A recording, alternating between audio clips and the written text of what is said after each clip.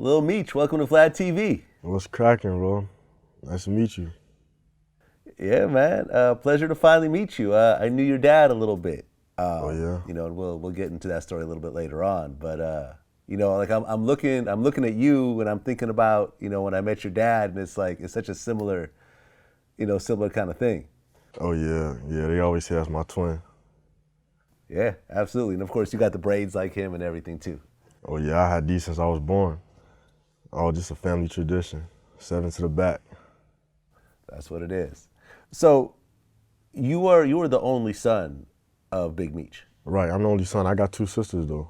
They live in Detroit. Okay. Are they older or younger than you? Both of them are older than me. I'm the youngest. Aha. Okay. How much older are your sisters?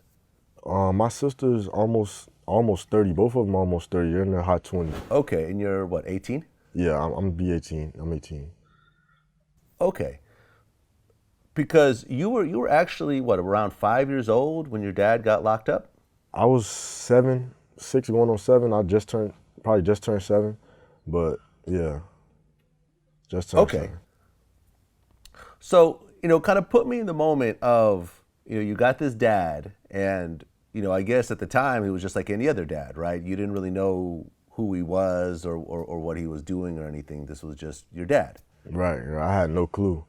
Like I still when he went away, my mom told me that he was at that he went to a job interview or something like that. Like just went away for a job or something. So I still didn't have a clue when he went away, but I searched it up myself and actually went on Google and typed it in myself and found out for myself. But I just was always going places. I remember always just being with him everywhere, seeing nice things all the time since I was born. So I always knew that he was doing something. I mean, I don't know, it could have been anything. So I had a fun childhood, crazy childhood. Okay, so when your dad was out, what were some of the craziest experiences you remember spending time with him? Man, one time we was at this video shoot and we was in his Ferrari and I was in the passenger seat. He had got out to go do something, I think talk to somebody, and I jumped in the driver's seat and I tried to drive it. I tried to put the car and drive and try to take off. And he came and stopped me. He seen me. But yeah, we've been through, it's been a lot of crazy, great moments ever since I was little, ever since I could remember. We always been doing stuff. He always took me everywhere. We used to go to Disneyland when I was little, to LA all the time, or in Miami. We always traveled. I've been on the plane since I was born. It's just always been a blast. Well, I mean, your dad didn't actually live with you, did he? No, he did. He lived with me and my mom. Oh, okay. Well, because I know that, your dad moved around, had multiple houses, all different types of places. So you guys actually all moved together? Right. He had probably, more houses than I could count, but I remember we always used to be together. So him, me, my mom, and just, our other family, everybody that was with us daily. But yeah, we all stayed together. It doesn't matter if we went to Texas or his house or we were in Miami for the most part. But he used to move around a lot, and wherever I used to go with him, we used to go from Atlanta to Detroit to LA to everywhere. I mean, I remember I interviewed Jeezy a while back, and I asked him to give me his craziest Big Meech story. One time, hope I'm not gonna get in trouble for this. One time, this motherfucker called me and said, "Yo, Jeezy, we going to Cancun." I said, "Who, Meech?" "We." "Who the fuck is we?" "Everybody. Call everybody you know. I'm gonna call everybody I know." This motherfucker chartered a plane, not a jet, a fucking plane, and took 300 people to Cancun, Mexico. Every stripper in Atlanta, everybody who wanted to go, nobody was exempt, and we flew to Cancun on a fucking plane that he chartered, and the motherfuckers was serving Cristal on the plane, and fucking he didn't want to sit down, and he wanted to fly the plane.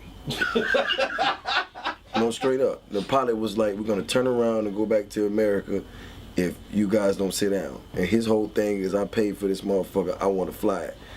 And everybody was on that flight. Juvenile, Bone Crusher, everybody can, Lil Jon, everybody you can probably think of, and we went to Cancun, and this motherfucker bought the whole hotel. So every night we all get together, and probably like 300 of us, and walk to the club every night. But we went to the same fucking club every night. This shit called the City, and we all get together, 300 deep, all black t-shirts, and we walk to the club, and we had a fucking ball every night. You know what I'm saying? And it was crazy. But he took 300 people literally.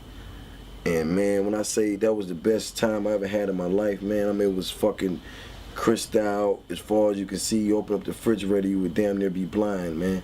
And it was just like, it was just whatever, man. That's the type of person he was, dog. Like, but one thing about him, you can never get the best party experience because this nigga party every day of his life. Like, I promise you, every fucking day. And if it wasn't nothing, he was gonna make it something. Yeah, one of the big airline jets, yeah.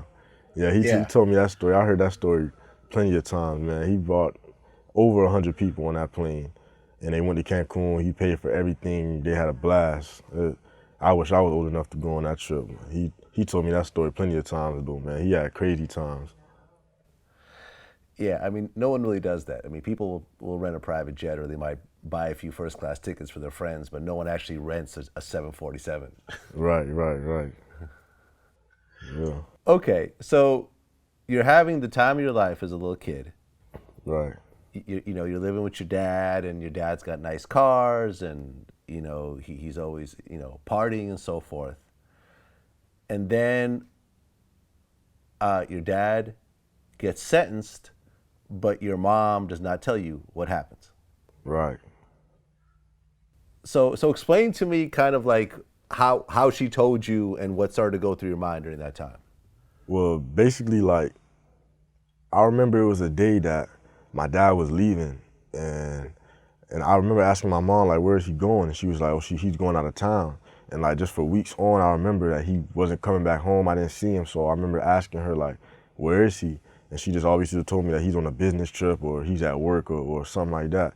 And just one day, I just took it upon myself and went online and went on Google and typed in his name, and everything came up, the indictment, everything. So I seen it for myself, and I was completely shocked. But the first time me and her sat down, I brought it to her attention that I knew, and then we sat down and talked about it, and she told me everything, and that's when we went to go visit him in Detroit. And it was crazy. I mean, I didn't have a clue. Like I said, I just used to be with my dad all the time. We used to have so much fun. I wasn't thinking about none of that. That was the funnest part of my life. I don't think I could even have more fun than that.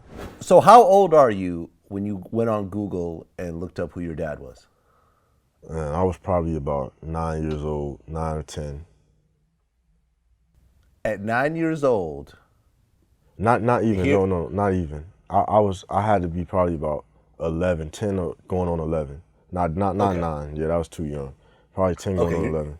You're not even a teenager yet. You're 11 years old, and here is your father who you worship, Right. just like how every other little boy worships their dad, especially having a dad that's so over the top like your father is. And your mom, did she ever tell you what your dad did for a living or anything else like that? No, not at all. No chance. She didn't tell me none of that. She told me he was on a business trip. She kept switching the story, though. I remember first he was on a business trip. Next he was on a job. Like he went to a job interview or something she told me. Well, no, but I mean, before your dad actually got convicted, did you ever ask what your dad did for a living? Oh no, that wasn't even on my mind at all. I was just focused on having fun. Okay. But 11 years old, you go on Google and suddenly you have this sea of information. You have videos, you have, newspaper articles, you have interviews, you have a whole bunch of stuff that suddenly is brand new to you. Right. How did you react? Did you cry? Did you laugh? What went through your head at that point? And when I got old enough to understand it, like at first, I remember just seeing him everywhere. But when I got old enough and I used to see like one of the I was in 2 videos, the one with Jeezy, him and Jeezy, on the Miss Me With That Rap with him and Boo. Miss Me With That Rap shit. We did that video. They did that video. I think in Atlanta? I think it was in Atlanta. Oh, Miami, matter of fact, it was in Miami. And I was on top of the Phantom with his chain on. I remember that video, and I was in the other We Still Here video they did with everybody. That was a crazy video. I still remember that. But I remember seeing myself in those like, man, I didn't even know this was going on when it was happening. I didn't have a clue what was going on. Like, it was so big and everything. As I got older, I kept realizing like how big it actually was and how great of an impact this man had on everybody.